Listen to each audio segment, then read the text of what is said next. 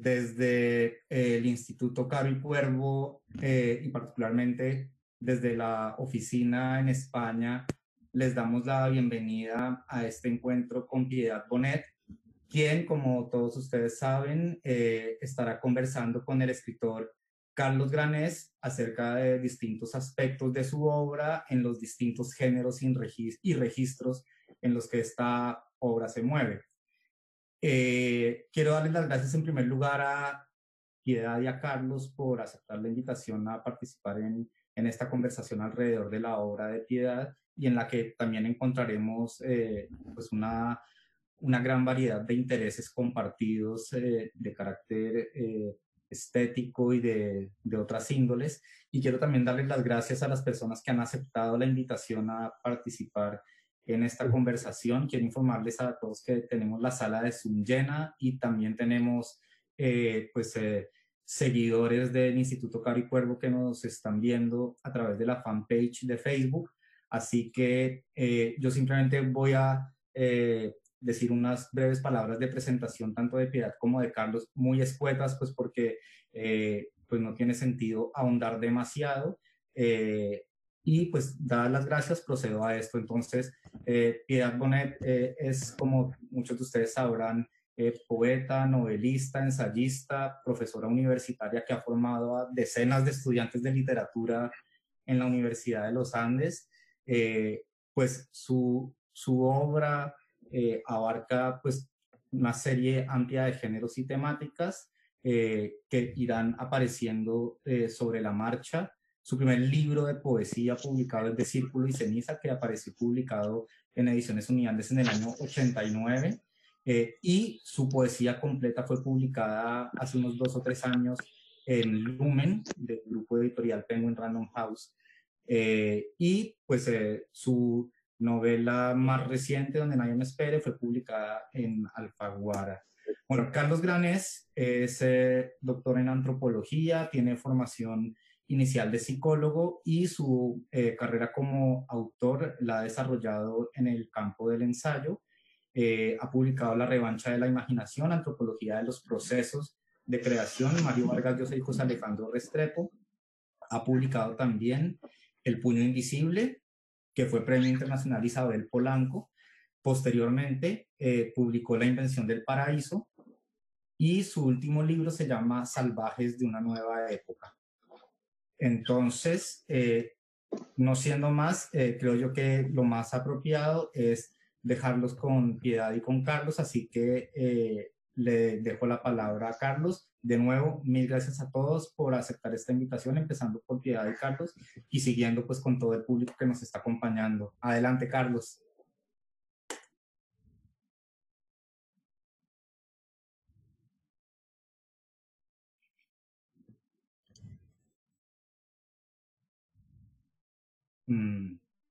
Algo pasa.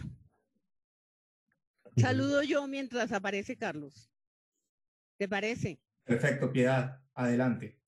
Bueno, entonces, muchas gracias al Caro y Cuervo por la invitación, al equipo que nos está ayudando. Creo que tenemos ligeros problemas técnicos. Esperemos que sean solucionados pronto.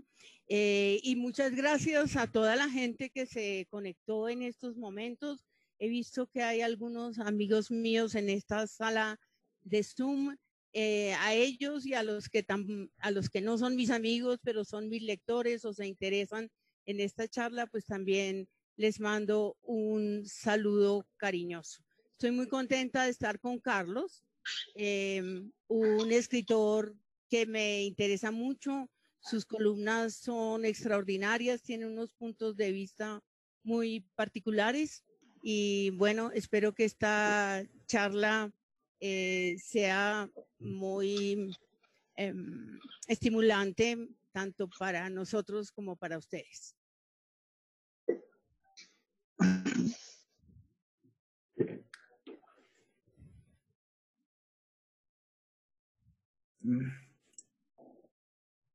Piedad, mientras conseguimos entonces conectar con Carlos, que pueda activar su cámara y su audio, pues yo quisiera que empezáramos a abordar la conversación a partir de la hoja de ruta que teníamos marcada, ¿sí? Entonces, yo quisiera que empezaras contándonos cuáles fueron tus motivaciones para empezar a escribir y cuáles fueron esas primeras lecturas que te llevaron a empezar a desarrollar tu obra en tus inicios.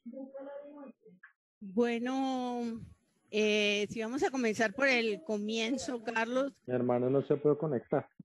Hay alguien que tiene el micrófono abierto entre los técnicos. Sí, les pedimos el favor de que desactiven todos sus micrófonos de manera que queden activos solo los micrófonos de Piedad y Carlos. Sí. Bueno, gracias. Esto es que nos estamos familiarizando con estos medios y a veces nos juegan malas pasadas porque Carlos estaba ahora, nos conectamos 15 minutos antes, lo podíamos ver en pantalla y bueno, alguna cosa de última hora pasó.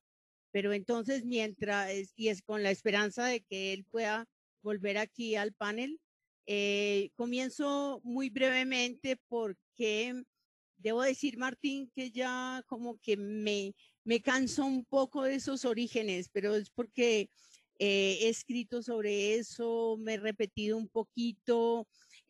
Solo quisiera pues recordar que soy de un pueblo antioqueño, de un pueblo que en el momento en que yo nací era un pueblo muy remoto, que estaba bajo los efectos de la guerra que siempre ha habido en este país, en ese entonces entre liberales y conservadores, que soy hija de maestros, madre, nieta de maestros también, y allá aprendí a leer cuando era una niña, muy niña realmente, y me enamoré definitivamente de la literatura y muy rápidamente me relacioné con la poesía, que en la casa de mis papás era como lo que más se oía, y aprendí a versificar o me di cuenta que sabía versificar. Eso es una especie como de don, como ser músico. Y ya en la adolescencia tuve muy claro, ya en Bogotá, porque yo me vine a los 7 años, tuve muy claro que quería ser escritora. La otra cosa que me apasionaba mucho era el dibujo. Y tuve que decidir a la hora de escoger carrera entre el dibujo y la literatura, y no me arrepiento realmente. Me queda la nostalgia del dibujo, me queda la nostalgia de la pintura, pero los tratos con la palabra, así como son de difíciles, son también de gratificantes, y yo creo que la literatura realmente es lo que le ha dado sentido a mi vida. Perfecto, Piedad. Y de esas primeras lecturas, ¿cuáles recuerdas tú particularmente en ese momento pues digamos, de esas que llegaron a través de tu casa? Bueno, los poetas colombianos, muy temprano, Porfirio Barba Jacob, José Asunción Silva, todo lo que se leía en ese momento, que era una época en que a este país le interesaba mucho la poesía. Se veneraba realmente a los poetas. A un tipo como Barba Jacob lo adoraban. Cuando llegaron sus cenizas procedentes de México, el aeropuerto de Medellín se llenó de una multitud tremenda, que hoy solo la vemos cuando llegan las estrellas de cine, ¿sí? Entonces yo me relacioné con ese mundo de la poesía rápido, pero fue la novela realmente la que me determinó a estudiar literatura. Básicamente Dostoyevsky, Crimen y Castigo, y cosas que iban cayendo en mis manos. En mi casa no había una biblioteca, digamos, ni muy grande, ni muy de intelectuales. Mi papá era buen lector, mi mamá, como dije, era maestra, pero yo me fui abriendo camino sola, ¿sí? Y sobre todo creo que pues yo era una niña distinta, era una niña que no se acomodaba bien, era una persona muy rebelde, y creo que la literatura fue como una tabla de salvación eh, para, para una vida que era realmente, tenía como unos bordes frágiles, ¿sí? Y ya pues empecé en la universidad a estudiar literatura y ya me apasionaron los grandes escritores latinoamericanos. Yo entré en el 69 a estudiar en la universidad. En 1968 se había publicado 100 años de soledad, o 1967. Yo lo leí en el 68 cuando estaba a punto de salir. Me reveló que la literatura era una cosa que yo no me imaginaba cuando pasé por la matanza de las bananeras, que entendía a medias lo que estaba pasando, entendí que había otros lenguajes. Ya en la universidad fue sobre todo la relación con Vallejo, la que con el poeta, no con el novelista, sino con el poeta peruano, la que me abrió el horizonte de la poesía y me hizo empezar a incursionar por ahí. Pero bueno, quiero preguntar, Martín, ¿qué pasó con Carlos Granés? Bueno, sigue teniendo problemas con su conexión, pero en este momento estamos trabajando para resolverlos, así que seguimos conversando hasta tanto pues Carlos pueda conectarse. Entonces, yo quisiera que, siguiendo en la estela de lo que has venido diciendo acerca de cómo fue tu primer contacto con la literatura y con los distintos géneros, me gustaría que nos contaras también cómo ha sido a lo largo de tu vida, no solo como autora, sino también como lectora, tu relación, por un lado, con la poesía, pero también con la novela y el ensayo, que son pues los géneros en los que tú has estado moviéndote a lo largo de tu carrera como autora. Bueno, comienzo por decir que no me siento para nada ensayista, ¿sí? O sea que así como soy una voraz lectora de ensayo y realmente en estos últimos 10 años me he concentrado en leer ensayos de diversa índole, así como soy de apasionada por el ensayo, soy denegada también para el ensayo clásico, de tipo clásico, ¿sí? Ahora me interesa ver que el ensayo se está como renovando en esas mezclas híbridas con lo narrativo, y es por ahí donde quiero incursionar ahora un poco cuando termine una novela que estoy a punto de terminar. Con la poesía me sucede lo que creo que le pasa a la gran mayoría de lectores de poesía, y es que mis amores son caprichosos y mis amores son difíciles. No me enamoro fácil de cualquier poeta. Mientras más vieja, más difícil me resulta, o me resulta más difícil enamorarme de algún poeta. Cuando me enamoro de alguno me vuelvo obsesiva, compulsiva, como cuando uno de verdad está enamorado. Entonces me leo toda la obra, la releo y todavía tengo, digamos, grandes amores del pasado a los que vuelvo permanentemente. Pero hay poetas a los que no les entro, y yo ya a estas alturas de la vida no le lucho demasiado a esas cosas. Estoy como abierta más bien a recibir eh, todo lo que de verdad contacte con mis verdaderos intereses y me movilice vitalmente por un lado y a escribir literatura por otro.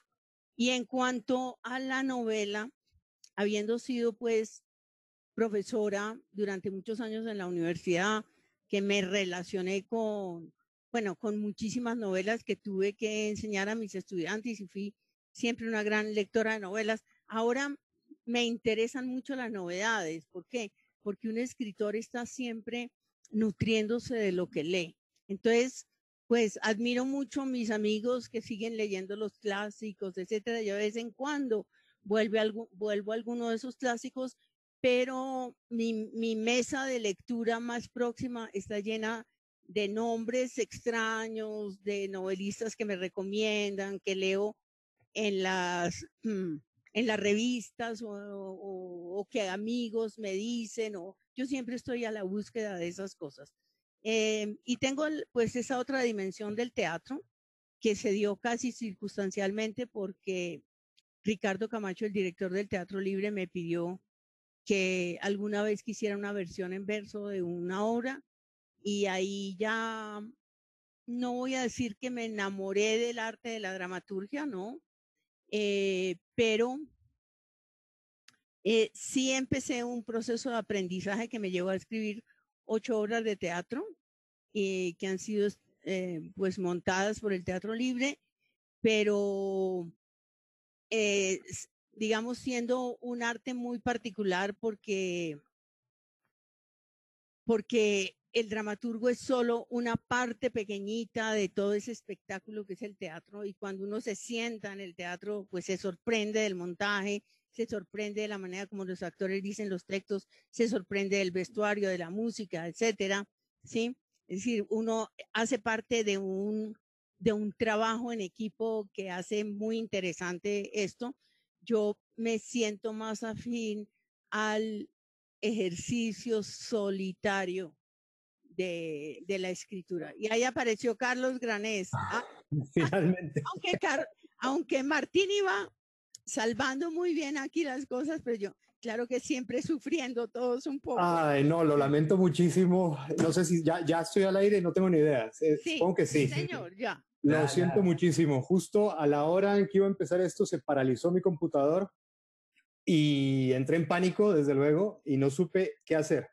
Es pero como bueno, lo contrario de cuando uno va al médico que ya no tiene síntomas, o sea, le dan todos los síntomas los días anteriores, llega donde el médico y ya no le duele nada, pero aquí al contrario, empiezan a doler las cosas.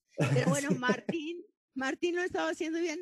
Quiero decirle aquí a la audiencia que es numerosísima, Carlos, tenemos casi 100 personas. Sí, lo sé. Que Martín fue mi alumno en la Universidad de los Andes. Yo he tenido maravillosos alumnos entre los cuales él se cuenta y se cuentan por miles mis estudiantes, no todos personas no santas, ¿no? Porque en este país siempre se cuelan otros, ¿no? Pero gente maravillosa. Bueno, Carlos, ahora sí, estoy aquí para que me preguntes. Muy bien, me disculpo con la audiencia, lamento la demora y quisiera empezar diciendo que yo también tuve el honor de ser tu alumno. Durante un tiempo corto. Sí. Y tú, en gran medida, eres la responsable de que hubiera dejado la arquitectura, la carrera que inicié, con muy poco tino, la verdad. Y gracias a uno de los legados que dabas en la universidad, en los Andes, descubrí que tenía vocación más para letras, o al menos para la teoría y no para crear estructuras y desde luego no diseñar absolutamente nada. Entonces también es la responsable de que yo hubiera reorientado mi camino y hubiera llegado a estos campos. O sea que de verdad que es un gustazo hablar contigo. Me siento muy honrada porque llegaste a muy altos niveles en ese camino que escogiste. Espero no haberle hecho daño a otras vidas porque la carrera de literatura tiene sus esfuerzos y está uno abocado a muchos fracasos, ¿no? Entonces, sí, a veces sacar a alguien de su lugar ahí de confort y llevarlo a esos territorios puede ser duro para el que le dio el viraje a su camino. Bueno, ya lancémonos entonces. Lancémonos a lo que vinimos. Bueno, no sé exactamente por dónde iba la charla con Martín. Te hago la síntesis chiquitica. Vale. Martín me preguntó por cómo me inicié en la literatura y cómo había sido mi relación con los géneros, o sea, con la poesía, la novela, el ensayo y el teatro. Y ahí íbamos. Vale, perfecto. Si quieres, podríamos empezar a desglosar eso un poquitín y tomar el cabo de la poesía y traerlo al inmediato presente para hacerte una pregunta que realmente me intriga mucho. Y es, un poeta en esta situación tan extraña en la que vivimos, ¿siente inspiración para crear? Es decir, con la anomalía que estamos viviendo, ¿eso sirve de fuente de inspiración o simplemente es una experiencia que tú crees que pasará de largo y no va a dejar huella en tu obra? Bueno, Carlos, yo me estoy haciendo esa misma pregunta, ¿sí? Y me la empecé a hacer desde el primer día de la pandemia. Te voy a contestar desde mi propia experiencia porque no puedo hacer generalización. Sin embargo, yo creo que van a salir muchas cosas, muchas interesantes y muchas seguramente muy mediocres y muy previsibles de este episodio de la pandemia. ¿Qué fue lo que detonó en mí la pandemia? Lo primero que detonó fue como un interés tremendo por reflexionar, por conocer y comprender, por irme a la relación posible entre la depredación de la naturaleza y el origen del virus. Me volqué sobre unas lecturas importantes acerca de la enfermedad, ¿sí? Ahora te puedo decir eso qué consecuencias ha tenido en lo mío. O sea, me fui sobre todo como al terreno de la reflexión y del pensamiento en primera instancia, ¿sí? Y empecé a ver que la poesía se me dificultaba, que no me estaba surgiendo poesía por ningún lado, ¿no? Hablé con una amiga mía argentina, Gisela Galimi, que también es poeta, y le dije, Gisela, estoy paralizada en la poesía, ¿sí? Y me dijo, no te preocupes, todos mis amigos poetas están igual, es que estamos trabajando. Y lo que Gisela me dijo tan iluminador, realmente se puede concretar en que una experiencia tan brutal, porque realmente esto ha sido brutal, está compuesto del miedo, de la soledad, de la tristeza, de la incertidumbre, o sea, tantas cosas tremendas que nos están pasando interiormente y que están pasando efectivamente en el mundo, pues con los enfermos y los muertos. Necesita, en el caso de la poesía, de asentarse y para empezar a producir cosas que de verdad tengan sentido, ¿sí? Y debo decir que a 100 días de la pandemia, del comienzo de la pandemia en Colombia, empezaron a surgir mis poemas, ¿sí? Debo decir también que una revista me empezó a pedir poemas. Yo tenía 2 escritos en la primera parte de la pandemia, pero me concentré también porque se puede hacer eso, leer poesía para imbuirse otra vez del lenguaje, apartarse de esas lecturas que estaba haciendo y darle pie al pensamiento poético. Es que el pensamiento poético es muy extraño. Es un pensamiento asociativo, es un pensamiento simbólico, es un pensamiento que tiene que estar libre de las ataduras de la razón a la que lleva el ensayo. Entonces hay que propiciar eso. Entonces, cuando aparece la poesía, cuando hay emociones muy grandes, por ejemplo, cuando oigo los pregoneros en la calle, cuando doy un paseo y me doy cuenta de todo lo que de lo que han cerrado, ¿sí? De lo que esto está causando. Cuando pienso en mi mamá y mi papá, que están viejísimos y se van a morir ya y casi no puedo verlos.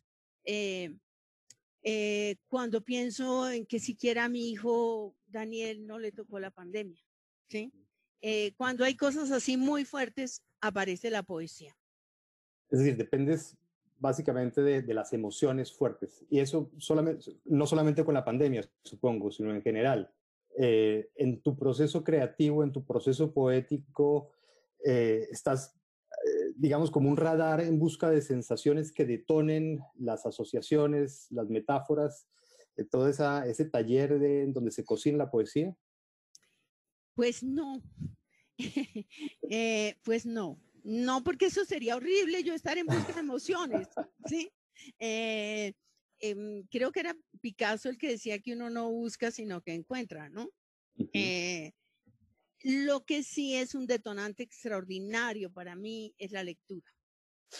Entonces sí escojo las lecturas muy de acuerdo a mis intereses inmediatos, ¿no? Entonces, te puedo dar unos ejemplos. Al principio de la pandemia al principio de la pandemia no tenía casi libros porque me cogió en una finca y tenía 3 libros y me tocó quedarme 5 semanas.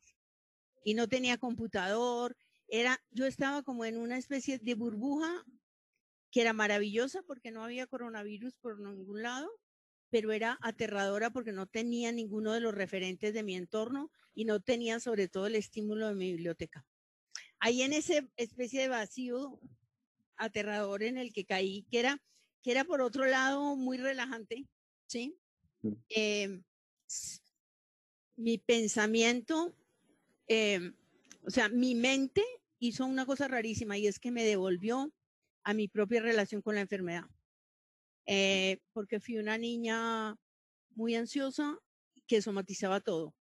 Entonces, que a los 13 años tenía una úlcera, que a los 16 estaba interna en una clínica por esa úlcera, ¿sí? Que estuve en un internado y mientras estaba interna, pues estaba padeciendo de un montón de cosas. Entonces me devolví allá y me puse a escribir, estaba escribiendo a mano ese relato. Y entonces mi memoria se disparó.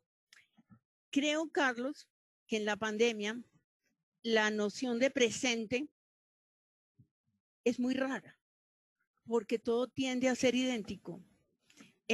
Cuando no hay eventos importantes en la vida de uno, por ejemplo es un evento importante, el de hoy, pero cuando no lo hay, la memoria se debilita. No sé qué pasó ayer, no sé qué comí antier, ¿cierto? Todo empieza a ser parejo. El futuro es un futuro, cuando ya empezamos a ver que esto se prolongaba y se prolongaba, el futuro es solo incertidumbre. Entonces, de pronto, el pasado es un lugar donde ubicarse desde el punto de vista, pues, digamos, de un escritor. Cuando llegué a Bogotá, cogí primero que todo el libro de Susan Sontag, el de la enfermedad y sus metáforas, que es un libro que he leído varias veces, pero que me sigue encantando y ahora me reveló más que nunca. O sea, el libro empezó a hablar en un lenguaje nuevo, porque tenía muchas cosas que decirme acerca de esta pandemia. Entonces, empecé a relacionar mi propia experiencia con la experiencia colectiva de la enfermedad como amenaza, ¿no es cierto? El cáncer, el SIDA, ahora el coronavirus, y entonces en la narrativa eso va a empezar a dar frutos. No los está dando, pero ya están en mi cabeza, digamos, esa relación va a empezar a dar frutos. Ya tienes temas pensados. En esas estoy. Y en mis columnas, pues, cojo pequeñas cosas de la pandemia para organizar mi pensamiento y reflexionar, tú sabes cómo es eso, con una columna. La enfermedad es un tema tratado por el arte desde el inicio de los tiempos, ¿no? Ha ayudado muchísimo a comprender o a humanizar la enfermedad, ¿no? Ahora tenemos la ciencia que nos da una mano, pero a veces pareciera que no es suficiente, ¿no? Sobre todo, bueno, con la pandemia los científicos han dado bastante en el clavo, nos dan bastantes pistas para entender qué está pasando. Pero, por ejemplo, otra enfermedad que tú has abordado muchísimo, porque te ha tocado directamente, que es la enfermedad mental, para la cual la ciencia aún parece en pañales, es decir, todavía la ciencia no da las explicaciones satisfactorias que todos querríamos. Da campo para la poesía, para el arte, da un margen muy amplio para la especulación poética, y creo que eso fue lo que hiciste en tu último libro de poesía, Los Habitados, tratar de entender un poquito esta enfermedad mental. ¿Te parece si hablamos un poquito de este libro, de este proceso, para empezar sí, claro. a hablar directamente de tu obra? Sí, claro. Si quieres te cuento cómo fue el proceso de llegar al tema del, digamos, de la locura, el suicidio y el duelo, ¿no? Que son los tres como grandes temas de Los Habitados. Realmente cuando Daniel muere, Sí. en 2011, yo pienso que lo que voy a empezar a escribir es poesía, porque era una emoción tan arrasadora, ¿no? Es decir, era realmente lo que a un poeta lo pone en contacto con la poesía, que es el misterio, la estupefacción de lo que puede ser la vida, de lo que puede ser la muerte, de lo que puede ser el dolor, ¿no? Y yo no sé si yo tuve racionalmente ese pensamiento, pero lo lógico es que yo hubiera empezado a escribir poemas. Y sin embargo, no lo hice. No lo hice no deliberadamente, sino que no surgió la poesía por ninguna parte. Y yo creo que lo que había detrás era un miedo terrible a profanar ese tema de esa magnitud. Y sobre todo en relación con ese ser para mí adorable que era Daniel. ¿Sí? Sí. Entonces, fue cuando se me ocurrió escribir Lo que no tiene nombre. O sea, lo que vino a salvarme, porque realmente eso fue una especie de salvavidas, de paracaídas del que yo me agarré, porque los escritores yo creo que escribimos para no morirnos. O yo no sé, yo no puedo vivir sin escribir. Espero que no se me vaya nunca esa posibilidad, ¿no? Entonces vino la idea de que yo podía narrar eso con todas las consecuencias que eso tuvo de temor, de dolor, de intensidad, de conocimiento, con todo lo que eso hizo que sucediera después, donde el conocimiento se amplió cuando yo me empecé a relacionar con mis lectores. Pero mientras escribían Lo que no tiene nombre, empezaron a aparecer a goticas los poemas. Me acuerdo que uno de los primeros poemas es sobre la imagen de Daniel cayendo, ¿no?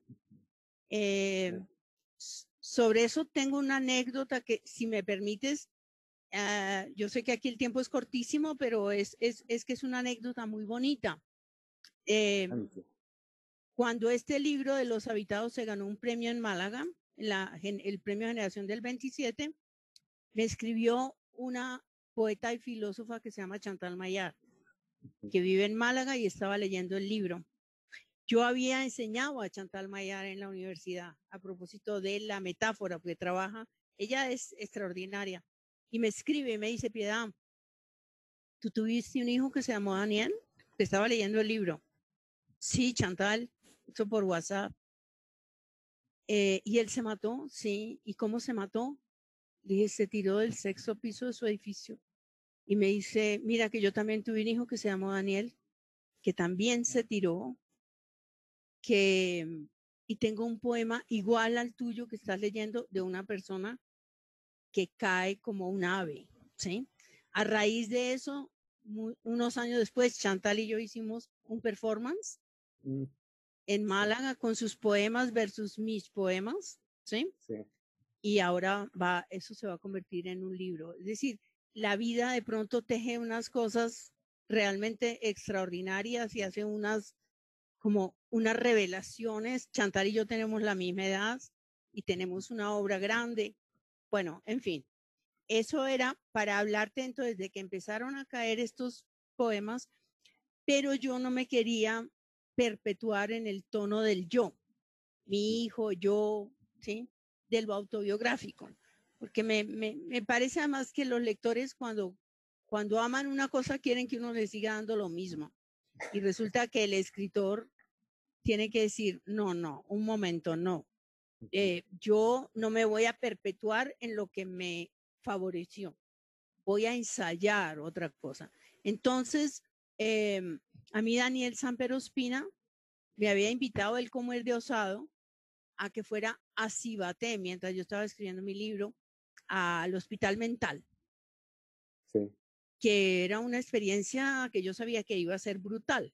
Y al principio dije no, después dije no, si yo voy a escribir sobre de verdad la locura, porque lo de mi hijo no parecía locura, era locura, pero no parecía locura. Dije, voy a ir a meterme al infierno de la verdadera locura. Y ahí empezó la poesía a surgir de otra manera, la poesía sobre el que está encerrado. Y recordé todos los que han estado encerrados y todos los que han padecido. Me acordé, Hölderlin caminando de una ciudad a otra en delirio, con los zapatos rotos en medio del invierno, o Virginia Woolf metiéndose al agua, o Sylvia Plath metiendo la cabeza en el horno. Es decir, tantos artistas que han sufrido, y dije, por ahí va a ser. Y no que hablara concretamente del sufrimiento de estas personas, sino que hablara del hecho aterrador de estar habitado por otro, que es la locura, estar habitado por un ser que no reconocemos, y ahí empecé a escribir Los Habitados. Ese poema, si no estoy mal, es Último Instante, al que te estabas refiriendo, que es un poema impactante. Incluso lo tenía que señalar porque fue de los que más me impactó. Si te parece, lo leo para que la gente sepa de qué estamos hablando. Claro que sí. Pero claro no dañarlo. Es un poema muy, muy íntimo, pero sí. No lo vas a dañar, seguro que no. Último instante. ¿En qué pupila quedaste tú grabado para siempre? Aún vivo, pero volando triste hacia la muerte. En el último instante, el cielo a tus espaldas. ¿Quién te lleva dentro de sí como una pesadilla hacia la noche o una anécdota, un puro escalofrío que aspira a remansarse en la palabra? ¿Quién vio lo que no vi, lo que tan solo a mí me pertenece? Tú como un ave inversa que se entrega, oscura y sin plumaje, derrotada. Es un poema impactante porque recrea justo ese último momento, ¿no? Bueno, porque imagínate que una madre, yo supe que alguien llamó a decir que un muchacho se tiró. Llegaron a los 3 minutos por él, afortunadamente era Nueva York. Sí. Y entonces es imposible deshacerse de la imagen de un hijo cayendo, ¿sí? Claro. Y tantas preguntas que surgen ahí.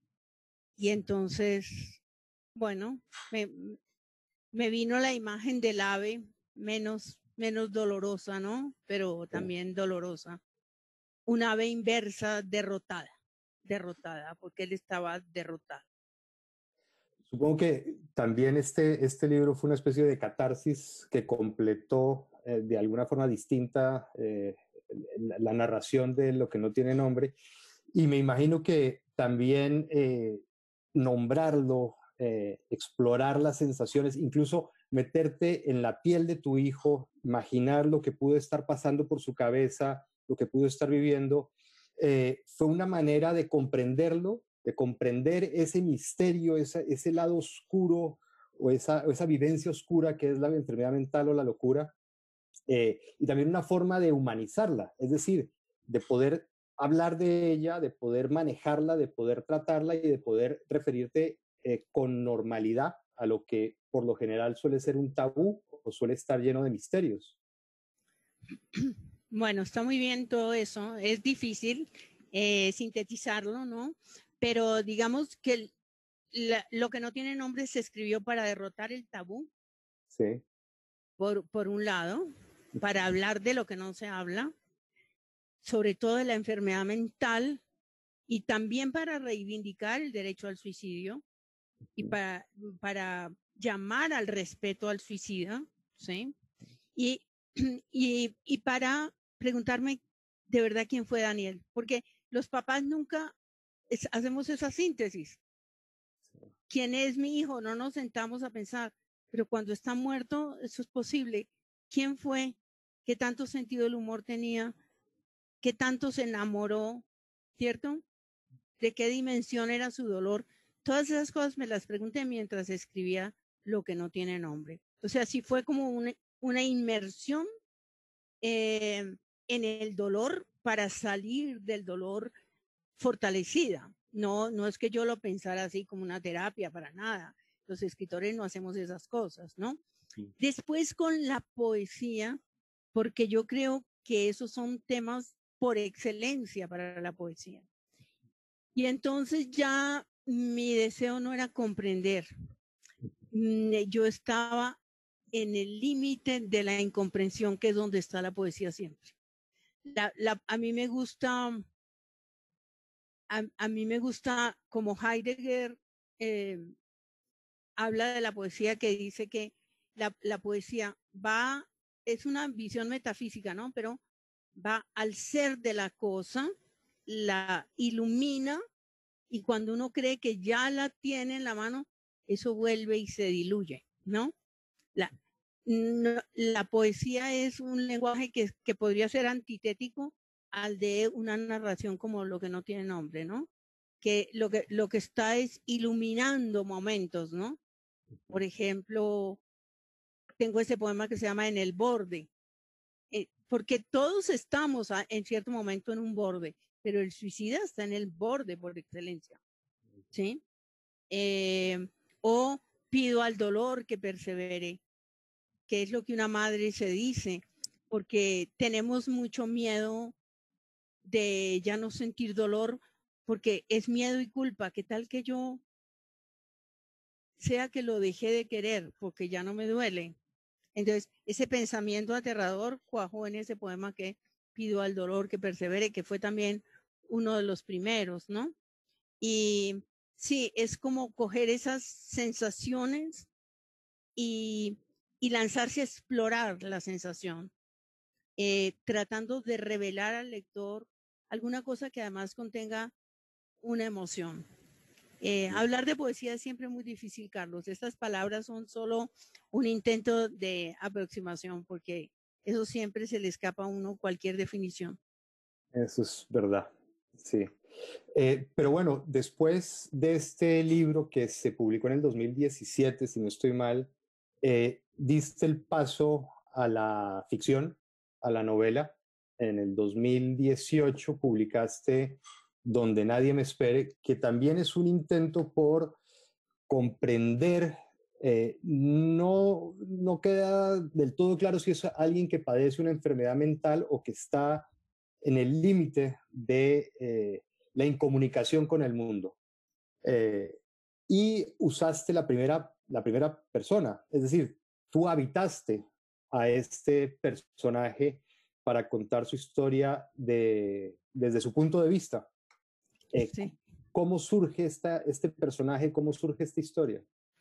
En realidad yo había querido escribir esta historia desde 2008. En 2008, como narro en lo que no tiene nombre, Daniel, veníamos con Daniel, tenemos que bajarnos en Lima porque él tiene un episodio psicótico y él dice, papá, mamá, váyanse, yo vendo mi cámara y me hago un indigente. En medio de su delirio momentáneo, Daniel tuvo muy pocos momentos de delirio, no tuvo más de 5 en 10 años y le duraban momentos o 2 días en ese caso, ¿sí? Y yo dije, así es. Es decir, yo me hago un indigente, yo me libero. Yo no quiero la carga de la sociedad. Yo no quiero el camino establecido. Yo tengo un peso demasiado grande para estar consiguiendo las metas que consiguen los seres normales. Eso fue lo que leí y quise escribir ahí. Porque la figura del eso ató con un interés grandísimo que yo tengo en los indigentes desde que me acuerdo. Porque siempre me he preguntado qué fue lo que posibilitó que ese hombre estuviera en la calle, ¿cierto? ¿Cuál fue el quiebre? ¿Cuál fue el momento? ¿Cuál fue el primer día que salió de su casa y no regresó? ¿Sí? ¿Cuál fue el momento en que durmió a la intemperie? ¿Sí? Y también porque eso desata preguntas, por ejemplo, ¿de qué magnitud es la libertad de un indigente? Un hombre que en cualquier calle se despierta por la mañana y puede coger para la derecha o para la izquierda o quedarse sentado ahí, ¿sí? Es decir, ¿en qué consiste esa libertad que es equivalente al desamparo absoluto? ¿Sí? Y bueno, vinieron otras historias a auxiliarme. Yo había querido escribir sobre unos hermanos gemelos. Cuando leí una pequeña novela de, ahora se me olvida, y acabo de escribir un prólogo sobre él. Bueno,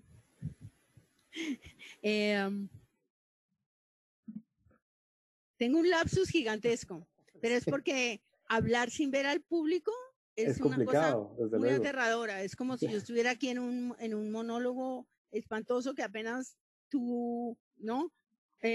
Haces que, ¿no? Se diluya un poco, pero esto es muy complicado. Bueno, entonces, nada, también John Banville escribe sobre gemelos en una novela muy hermosa que se llama El mar.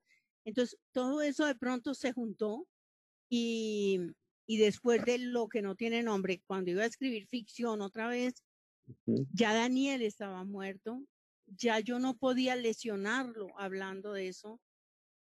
Digo que una de las opciones de Daniel podría haber sido la calle, el abandono, porque mucha de la gente que está en la calle es porque tiene una enfermedad mental. Entonces, asumí esa voz. Me interesan mucho los jóvenes. Vi en la universidad muchos jóvenes desadaptados, muchachos que no se encontraban.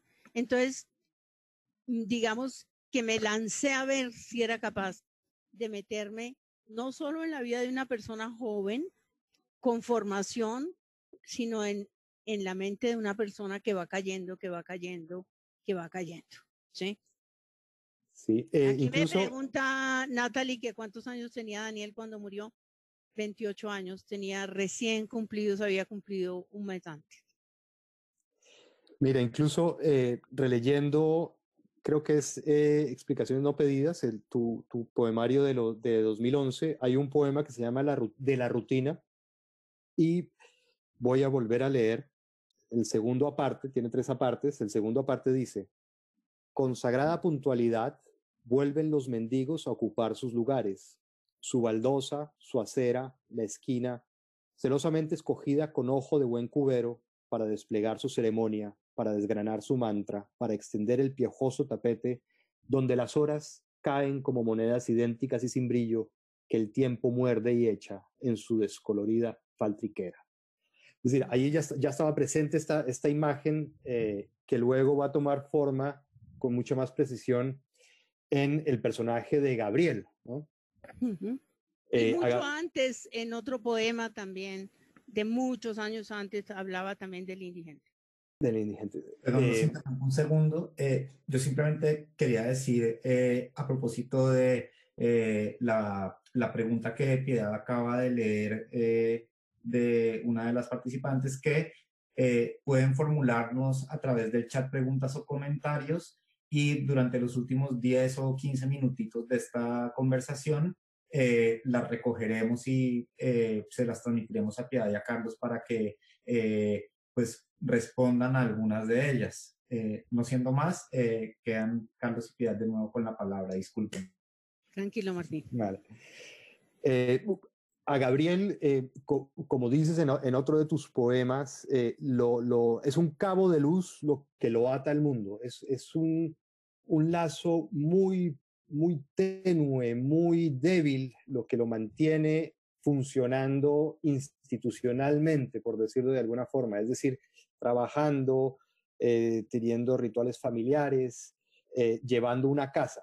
Pero de pronto eso se pierde y Gabriel inicia un viaje, una aventura hacia lo más oscuro de sí mismo y del país.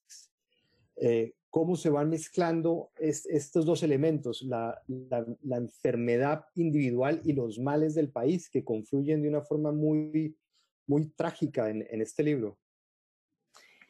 Bueno, lo primero que tengo que decir es en relación con lo que tú decías de que no sabemos exactamente si tiene enfermedad mental o no, ¿no? Yo no quise recaer en la enfermedad mental, pero sí quise mostrar una persona que tiene una fragilidad tan grande que está en un borde, ¿no? después al final el personaje va a estar muy paranoico porque sabe que como es testigo de una cosa muy grave, pueden venir a matarlo, como le puede pasar a cualquier persona en este país, ¿no es cierto? Habiendo estado, digamos, cercano al conflicto armado, como él lo estuvo. Pero lo otro es que ese personaje tiene una enorme herida que no ha podido sanar. Entonces, Carlos, yo hice cosas inconscientemente, porque realmente yo escribí lo que no tiene nombre para sanarme sin darme cuenta, ¿sí? La literatura siempre ha sido para mí sanación o por lo menos asidero, ¿no? Y aquí puse a un personaje que está escribiendo su propia historia para reencontrarse con él y para saber qué es lo que ha pasado en esa vida, haciendo un recuento de su propia vida, ¿no? Bueno, entonces, en principio esto era simplemente un drama privado.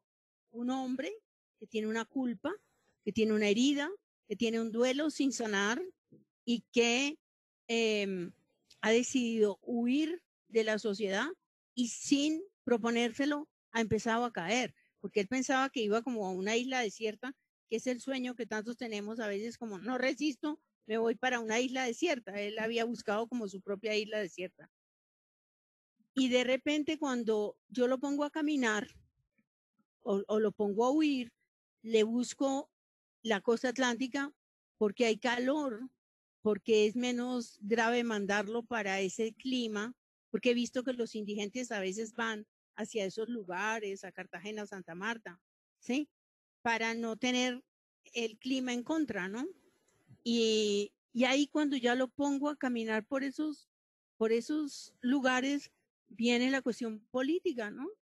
Porque es imposible cuando tú ya estás en esas periferias que eso no se cruce. Y ahí se cruzaba con este tema importantísimo de de lo que llamamos falsos positivos aquí en Colombia, que en realidad son las ejecuciones extrajudiciales que hizo el ejército de Colombia con un montón de muchachos inocentes y muchos, además, indigentes o personas que estaban buscando trabajo o gente con deficiencias mentales, etcétera. Entonces yo de pronto encuentro, ¿ves? No estaba buscando, encontré. Y encontré con una intuición de escritora que sabe que el drama privado se enriquece enormemente cuando toca lo colectivo. Entonces dije, es aquí donde mi novela va a tener, digamos, más peso, ¿no? Aunque mi editor me recomendó que no me metiera con él, no que no me metiera, sino que le pareció que ese episodio no era tan importante, que podía quedarse en lo privado.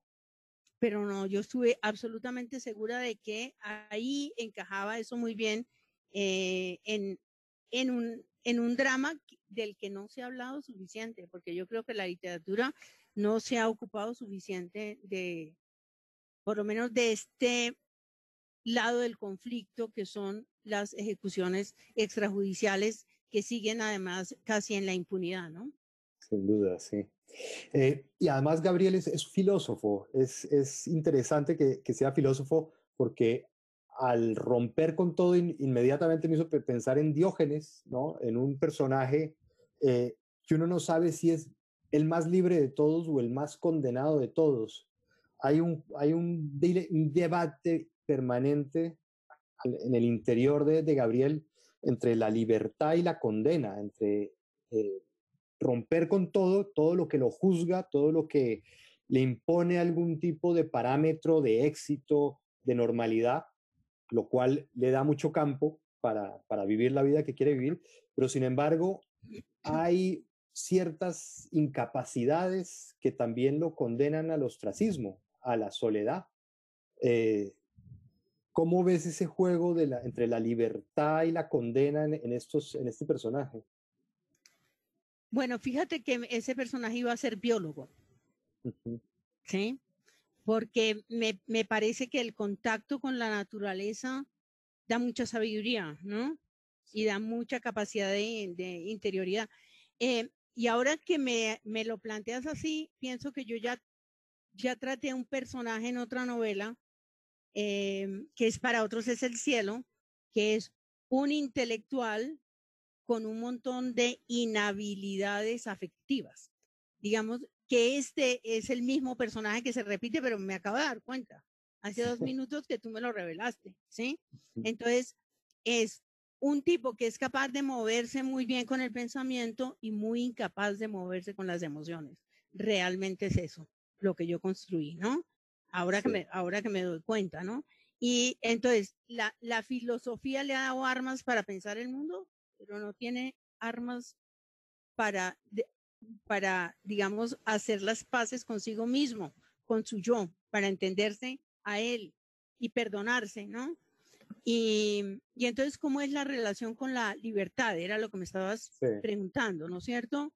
Pues yo creo que escogió, no escogió, la vida lo empujó, lo fue empujando, y de pronto quedó en un territorio, como yo digo ahí, sin techo, ¿no?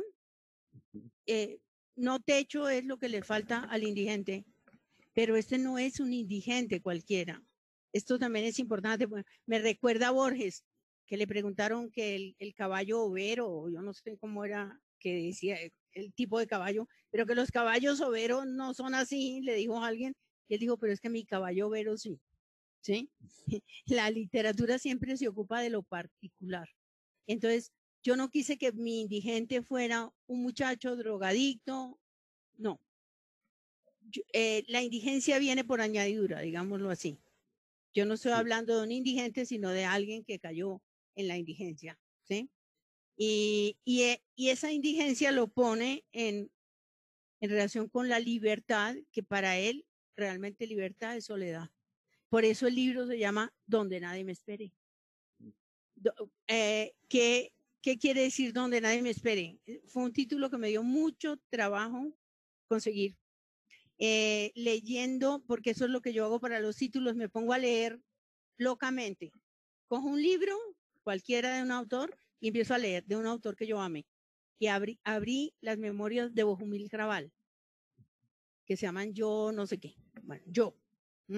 Y empiezo y de pronto dije, Donde nadie me espera. Dice algo, donde nadie me espera. Y yo dije, la libertad completa es el equivalente de donde nadie me espere.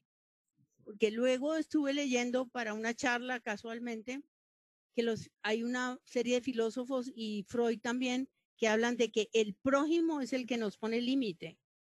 El prójimo siempre nos molesta, nos mortifica porque nos quita libertad. Pero cuando tú no tienes prójimo, como Gabriel en su libertad, entonces está en la libertad más total, que quiere decir en la soledad más total y en el abandono más total, ¿no? Y en eso consiste, digamos, ese es su privilegio y es su desgracia, las dos cosas juntas. Sí, incluso recuerdo un poema en el que hablas de la libertad del desamor, o la libertad de quien deja de ser amado, porque ya no estás a merced de quien te juzga. Es decir, pierdes esos ojos ante los cuales deberías cumplir ciertas expectativas, ¿no? Mira, permíteme que haga una reflexión ahí, porque aquí me estaban preguntando sobre la pandemia y no sé qué, porque hay muchas preguntas, ¿no? Pero el tapabocas es una forma de libertad gigantesca. Sí. O sea, para mí el tapabocas, así como es de incómodo, sí. Salir a la calle con el tapabocas, que es salir anónimo completamente. Claro. Pues, te puedes ver con el escritor que vivía allá al lado, pero no te reconoce. Y de pronto dices, ese no será, yo no sé quién, porque solo le ves los ojos. Da una sensación, el anonimato da sensación de libertad. Y no digo pues desde el presumiendo de que a mí me reconocen en la calle, sino el anonimato verdadero, que es que tu vecino tampoco te reconoce, ¿sí? Sí, sí, sí. Claro. Entonces, sí, hay eso. ¿Y cómo fue encarnar un hombre? Es decir, meterte en la piel de un hombre y buscar una voz masculina. Bueno, mira, yo he tenido siempre una enorme empatía, no con los hombres, no, una enorme empatía con la gente joven. Y en la universidad, los muchachos hombres me producían especial cariño, porque yo pienso que primero porque relacionaría internamente con Daniel, ¿no? Que desde los 18 años hasta los 28 estuvo sufriendo, ¿sí? Entonces yo veía como potenciales sufridores ahí. Pero también porque en la naturaleza masculina, como los han obligado, la cultura los ha obligado a enfrentar un montón de cosas, desde cambiar una llanta hasta matar al ladrón que viene, ¿sí? A mí me parece que eso ha sido una carga terrible que le ha puesto la cultura a los hombres, ¿no? Por la fuerza física, o mandarlos a la guerra, a que se maten los hombres, ¿cierto? Entonces, yo tengo como una natural simpatía por el hombre joven, porque además los vi en esas circunstancias tremendas de decidir sobre su propia vida, porque entre los 18 y los 25 años, tú de alguna manera le das rumbo a la vida, ¿no? ¿Qué estudio? ¿Por dónde cojo? ¿Qué enfrento? ¿Qué asumo? El amor, todo lo que aparece ahí. Me caso, tengo hijos. Esa coyuntura me parece que es la más difícil de la vida, la de esa edad, ¿sí? Entonces, no fue para mí, digamos, especialmente difícil. Bueno, eso es lo que hacemos los escritores, eso fue lo que hizo Flaubert cuando se metió en Madame Bovary, ¿no es cierto? O Ana Karenina, Tolstoy, tienen que meterse en otra época o en otro cerebro o en otro género. Eso es lo que hacemos los escritores y eso es lo que tiene de lindo este oficio, ¿no? Tener semejante reto tan aterrador, ¿sí? Sí, no sé, Martín, cómo vamos de tiempo, si podemos, tenemos tiempo todavía aún de pasar a otros temas o abrimos campo a preguntas. No, de hecho, pues nos han autorizado para quedarnos 10 o 15 minutitos más, pues para compensar el tiempo perdido por los inconvenientes técnicos, así que podemos continuar y yo más o menos en unos 10 minutitos volveré a meter la cucharada para introducir las preguntas del público. Vale, perfecto. Muy bien, fantástico. Pues adelante. Entonces, aprovechando estos 10 minutitos, quería meterme con otro de las áreas en donde te desenvuelves con mucha soltura, que es en las columnas de opinión. Y me has dado pie con lo que acabas de decir para preguntarte por los tiempos presentes. Hoy en día se está viendo con muy malos ojos hacer justamente lo que tú haces en esta novela, que es meterte en la piel de alguien que no sea exactamente igual a ti. Es decir, que un blanco escriba en la piel, se ponga en la piel de un negro, o un heterosexual en la piel de un homosexual, etcétera, etcétera. Vivimos tiempos extraños para los creadores, porque pareciera que se les están empezando a poner muchos peros a su actividad, o que su actividad está empezando a verse con mucho recelo por miedo a que en una novela se cuelen prejuicios, se cuelen estereotipos negativos, se cuelen ideas de alguna forma nocivas. ¿Cómo ves tú esta situación? ¿Sientes algún tipo de presión? ¿Esto no ha llegado a una Colombia? ¿Pasas de largo ante este fenómeno? ¿Cómo es tu relación ante este nuevo estado de cosas? Bueno, ahora todo es global, no puede decir uno que eso no ha llegado aquí. Lo que pasa es que no ha llegado en la misma dimensión que en otros países, como en los Estados Unidos, ¿no es cierto?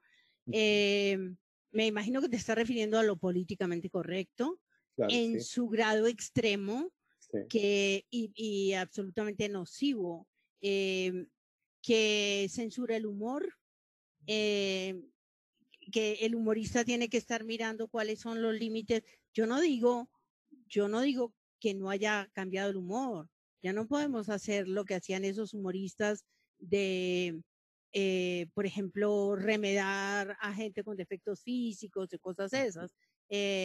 Yo creo que también ha cambiado el lenguaje y que tenemos la obligación de hablar desde un lenguaje correcto que implique respeto por los demás.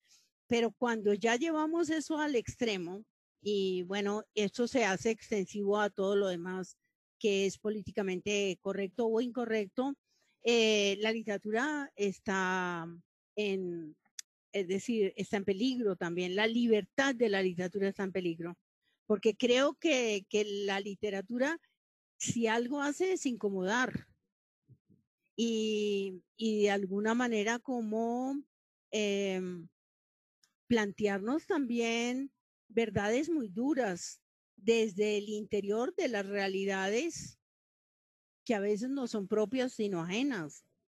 El escritor, por ejemplo, el indigente, por decir algo, yo no tengo que obligatoriamente que ser paternalista con el indigente. El indigente puede estar lleno también de máculas, ¿no? Y no lo voy a estar enjuiciando desde una idea del orden y la normalidad, porque eso sería ridículo, ¿cierto? Pero yo puedo poner como protagonista de una novela a un indigente que rompa todas las barreras de la ética y de la moral, ¿por qué no? Simplemente tendría que entenderlo desde ahí. Entonces lo políticamente correcto no me sirve, ¿cierto? Bueno, así es como lo veo y me incomodan profundamente las discusiones cuando llegan a ese territorio. Por ejemplo, lo que tú planteabas de derrumbar estatuas, ¿sí? Sí. O, bueno, el feminismo que tiene 1000 aristas y sí, que casi que se le toca a uno volverse un estudioso del feminismo para poder hablar de feminismo, ¿sí? Sí. En serio, ahora es que no te has leído a yo no sé quién y no te has leído a si sé cuándo y no es como la intuición, el sentido común, la idea de solidaridad la que te permite expresarte, sino, no, pero no has leído a yo no sé quién que dice tal cosa. Entonces, sí, cuando las cosas se ponen así, y tú tenías mucha razón en la columna que escribiste hace poco, la Academia Norteamericana tiene mucho que ver con con esta desvirtuación, ¿no? De lo que en principio es muy interesante y muy bueno, que son los cambios políticamente correctos para reivindicar el respeto por el otro, ¿no? Sí, sí, sí, sin duda. Y siguiendo con tu labor de columnista, ¿cómo escoges los temas? ¿Cómo es tu rutina de columnista? ¿Dónde pones el dedo? Eso es una verdadera tortura. No sé. Es la tortura que más placer produce. Es rarísimo. Entonces yo estoy todo el tiempo con las antenas puestas, lo cual le quita espacio a mi creatividad literaria, no creas que no. Porque entonces estoy leyendo prensa, estoy leyendo, no tengo redes, me doy ese lujo y creo que me lo voy a seguir dando.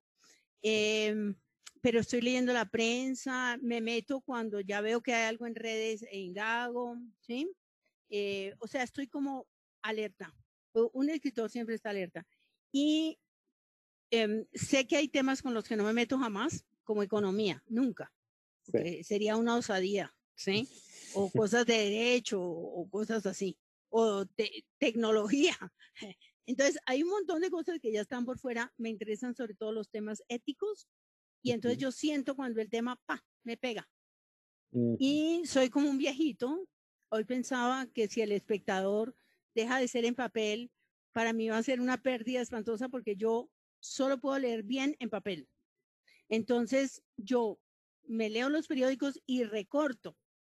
Y aquí atrás tengo una carpeta así con todos los recortes. Entonces me interesa mucho el trabajo de los jóvenes, la educación, los líderes sociales, sí, la pobreza, son los temas que me tocan pero me toca saber si los puedo enfrentar de manera original, porque si no lo puedo enfrentar de manera original y voy a decir lo que todo el mundo está diciendo, pues no tiene sentido que yo me siente 2 y 3 horas, porque eso es lo que le dedico a una columna.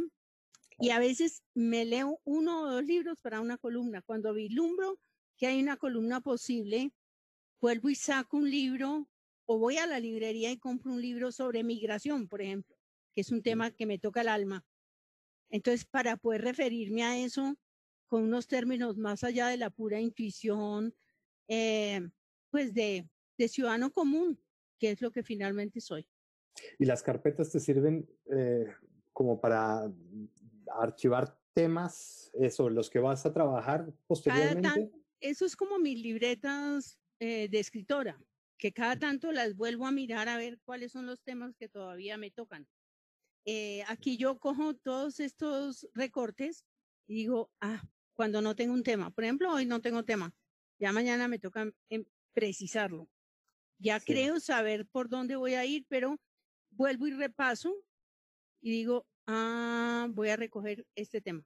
Y tengo un cuaderno específico donde tengo para mis columnas mis apuntes, lo que va apareciendo por ahí o la investigación que hago en internet. ¿Y no estás en redes sociales porque no te gustan o porque sientes que no te tocó generacionalmente? No, porque tengo 69 años y una biblioteca enorme que no he leído y porque no me quiero dejar provocar tampoco. Sí, porque cuando de pronto me meto a ver los Twitter de alguna persona me irritan tanto que me dan ganas de ponerme a pelear y no me voy a permitir gastar mi tiempo en eso cuando puedo hacer una columna articulada que es la voz que yo tengo, digamos, más allá de Twitter o de Facebook, y porque, sí, toda esa curiosidad de Facebook y todo eso, quiero estar al margen para poder concentrarme en lo que de verdad me importa en los años que me quedan. Sí, yo era muy renuente, sobre todo a Twitter, pero me metí por una razón y te la cuento porque quizás habla del mundo que se nos viene. Y es que me enteré que en una editorial el criterio para escoger un manuscrito era el número de seguidores de ese potencial escritor en Twitter. Horror. Exactamente. Y eso empieza a ser un elemento a tener en cuenta sí. A la hora de publicar manuscritos, sobre todo de gente novata, de primerizos, sí, claro, de principiantes. obvio. Entonces, creo que entré en pánico y me metí a Twitter pensando en que quizás me va a tocar a la hora de defender un manuscrito de decir, bueno, tengo tantos seguidores que son potenciales compradores del libro. Después me sentí bastante que mal. Te salgas. Sí. Inmediatamente me arrepentí porque esto coincidió además con la cuarentena y yo supuse que, bueno, a falta de paseos por la ciudad y cafés y bares, pues me iba a pasear por Twitter y iba a tener algún tipo de contacto, experiencia con la realidad y lo que encontré fue eso, unos charcos de odio insoportables sí, no, que te salpicaban terrible. Y acababas totalmente hecho una miseria. Sí. Entonces estuve atentado a irme y no lo hice finalmente. Pero bueno, ahí vamos a ver qué mundo, qué mundo nos espera. Bueno, ahí sí. Está Martín. Yo le voy a pedir un segundo, voy a detener mi video, ¿sí? Porque una persona necesita pasar detrás de mí por cuestiones prácticas, ¿sí? Entonces, un segundito. Perfecto. Pues ya voy. Ok, y mientras tanto organizas preguntas, creo. ¿sí? Vale, perfecto. Yo entonces aprovecho para plantear una primera pregunta que dice lo siguiente. En Después de todo, se aborda la relación de dos mujeres, Ana y Gabriela. ¿Por qué surgió? ¿Existe alguna intención de visibilizar los amores entre mujeres? Y siguiendo con la cuestión de género y la mujer, te planteo otra pregunta que nos ha llegado, que dice, en el poema Señales, entendí que ser mujer es doloroso. Tal vez por eso escribes acerca de hombres que asumen con fortaleza su vida. La pregunta es, ¿las mujeres tenemos muchos tropiezos para asumir nuestras vidas?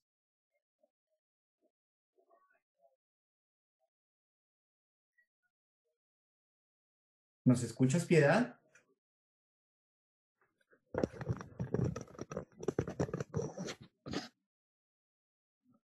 Listo. Perfecto. Me reacomodo. Vale, ¿has podido oír las preguntas o te las leo de nuevo? No, necesito que me leas porque No Vale, voy perfecto. a pensar y leer al tiempo. Vale, súper. Entonces, mira, la primera pregunta hace referencia a tu libro Después de todo, que aborda la relación de dos mujeres, Ana y Gabriela. La pregunta es, ¿por qué surgió esta historia y si en ella existe alguna intención de visibilizar los amores entre mujeres? Y también en relación con la condición de la mujer, otra pregunta que nos llega es, en el poema Señales entendí que ser mujer es doloroso. Tal vez por eso escribes acerca de hombres que asumen con fortaleza su vida. ¿Las mujeres tenemos muchos tropiezos para asumir nuestras vidas? ¿Es lo que te preguntan? Ok. Sobre la primera novela, ¿no? Después de todo. Esa es una novela que yo quise escribir cuando tenía 28 años y no lo logré. Me interesaba mucho porque leía a Carson McCullers y a Thomas Mann en Muerte en Venecia en la misma época. Y no es exactamente que me interese por el amor homosexual. Me interesa, pero no escribiría sobre eso específicamente, sino sobre esa, que yo pienso que como Carson McCullers, que era bisexual, que el amor tiene muchas manifestaciones. Yo cuando estaba muy chiquita me enamoré de una maestra y solo quería llevarle cosas a esa maestra. Es decir, hay muchas formas del amor. Entonces, eso fue lo que me interesó, pero sobre todo porque en esa primera novela es una mujer atrapada en una relación matrimonial muy oprimente y que se ve a sí misma en la jovencita que llega completamente libre y sin tapujos, ¿sí? Y en realidad se enamora de la que ella podría haber sido. En realidad es una cosa metafórica sobre yo habría querido ser esa y no esta mujer que se metió por estos rumbos. Y fíjense que todo el tiempo los escritores tenemos como las mismas obsesiones. Sí pienso que la mujer tiene muchas limitaciones en esta sociedad, está sometida a distintas violencias. La novela que estoy terminando tiene como tema fundamental la violencia contra la mujer, pero básicamente las microviolencias, porque de eso es muy difícil hablar, es muy difícil especificar. Entonces, las grandes violencias, las violaciones, bueno, los feminicidios, por un lado, pero por otro lado, los micromachismos, ¿no? A los que estamos sometidos todos los días. Entonces, es un tema que me interesa y que he desarrollado sobre todo en el teatro, ¿no? Perfecto. Mira, nos preguntan también si consideras que la literatura es un espacio para no dejarse marcar por el dolor o para no vivir adolorido. Y en relación con la poesía colombiana y la locura, como tema para la creación, nos preguntan también, ¿qué opinas de la obra de Raúl Gómez Hatín? Bueno, sobre lo primero, la literatura no es sino una manera de explorar el mundo, por supuesto, pero también distanciarse de las propias cosas, ¿no? Es decir, atribuirle a otro emociones que uno ha sentido y no solo porque uno las ha experimentado, sino porque gente en el entorno las ha experimentado. Entonces uno siempre está saqueando de los demás para eso. Dentro de eso el dolor es muy importante, ¿no? Yo por lo menos me considero una escritora a la que moviliza mucho más el dolor que la felicidad, ¿sí? Y sobre Gómez Hatín, a quien enseñé en clase y a quien he leído mucho, pienso que es un poeta desigual, ya mirándolo, digamos, en su conjunto, pero pienso que era un hombre con una potencia poética enorme y que tiene algunos poemas verdaderamente estremecedores, ¿sí?